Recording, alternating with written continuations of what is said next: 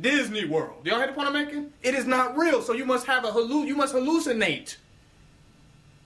You must go into a toxic state. Do I hear the point I'm making? Intoxicated. In order to perceive that which does not exist. And now after you drink the intoxicant, now you see Disney World. I'm having a good time. No, you're not. You're drunk off madness. All time is good for those who are real. Because every time is for something. Everything has purpose and has meaning. So it's all good. You can't have a good time because then now you're denoting that there's a bad time. And all time is relevant to the evolution of consciousness and human experience. Sure. So there's no good or bad time. Sure. You have to get drunk to believe that.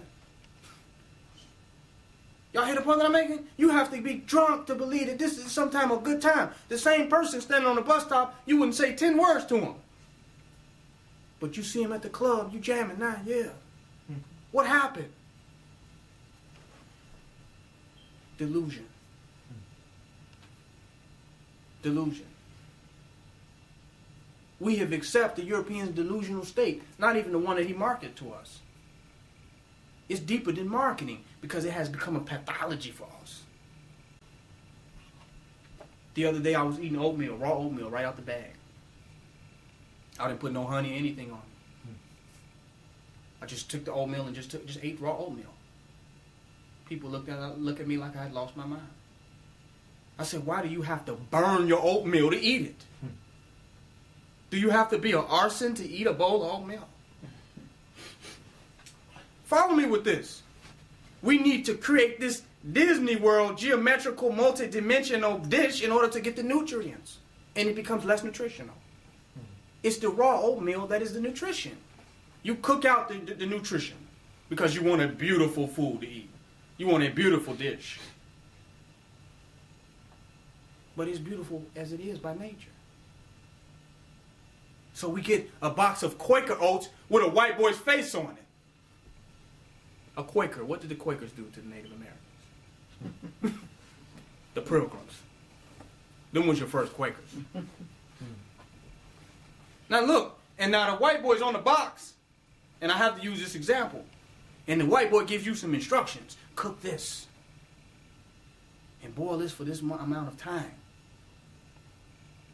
And that substantiates us purchasing it and buying in that manner. What are we buying into? You didn't pay for the nutrition. You just bought into Disney World. Literally.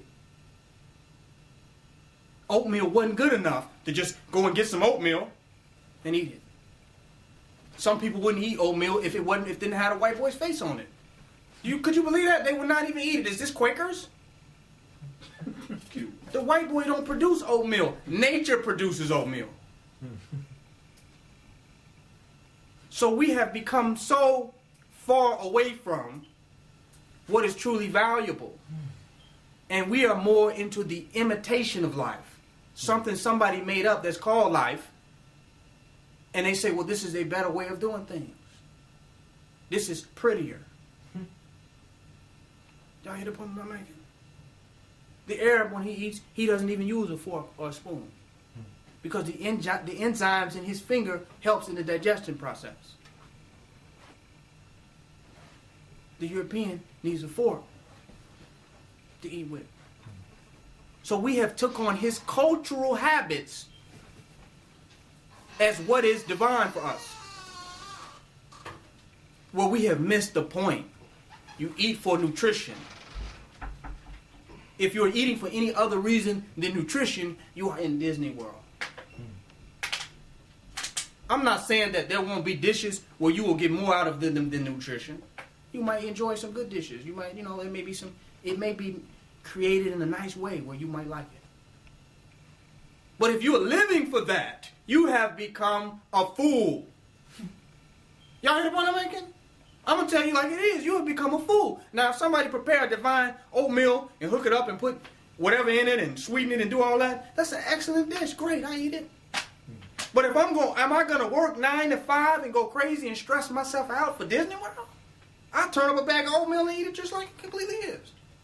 So we don't realize that we're stressing ourselves out, not because this is something that we have to do, that this is necessary for our survival. This is necessary to keep Disney World going.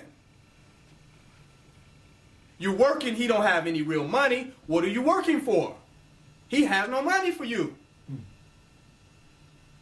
There's no gold or silver backing it. And if it was gold and silver backing it, you don't need that either. You cannot eat gold and silver in the quantities of which they're distributing it. But if you get some monotonic gold or you get some colloidal silver, they're antibacterials. You can digest them and heal the body. We're not trying to heal ourselves with gold and silver. We're trying to sit it up on the dresser. So we don't really need it. Not only do he not have gold and silver backing his money, we don't need no gold and silver no way. Think how deluded we have become.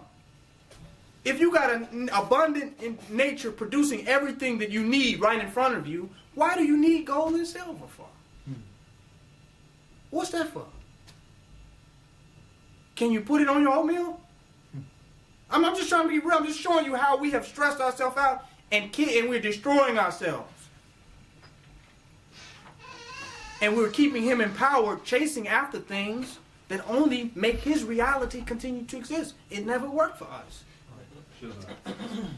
His society was never created for us. It was only created to make him real to other people. Come on. It was only created for that purpose. So the point that I'm making is, on every aspect of our lives, we must begin to minimize the values that empower his reality. And we got to get back down to a natural way of living that no longer substantiates the madness that he has put forth for us. We must get back to that. And we're not getting back to that to say that because we're better than him, or this is some fight against him, or we're getting back to that because that is the holistic way to be. It is the most divine and holistic way for us to exist. That's why we're getting back to that. This has nothing to do with him. See, even our black nationalism essentially having something to do with him. I'm going to show you the pitfalls of that. He's still in the picture. And he wants to be seen, whether you see him in a nationalistic way. Listen, whether you see him in an unnationalistic way, his whole thing is just see me, I don't care. I'm here. So black nationalism has nothing to do directly with white supremacy or white nationalism. It is a natural relationship of melanated people between themselves and nature. What did I just say? Black nationalism is a harmonious relationship between melanated people and themselves and melanated people and nature. The European told you in his class that it's man versus nature, didn't he? Who was he talking about?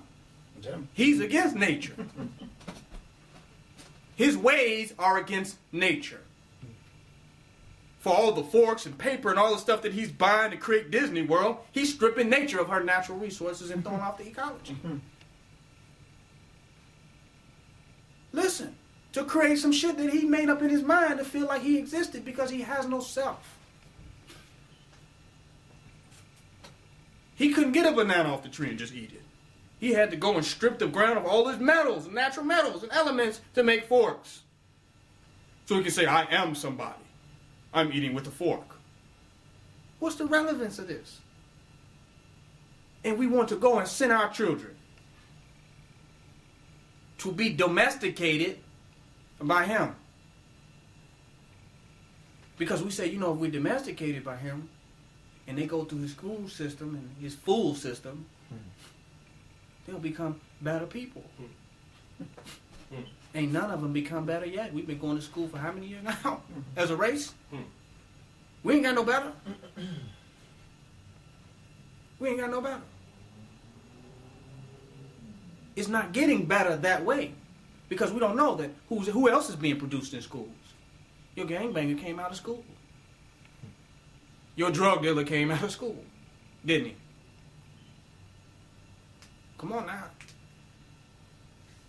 How many gangbangers and drug dealers that came out of school, and how many homeschool gangbangers do you know? Just weigh the difference in your own mind. Don't take my word for it.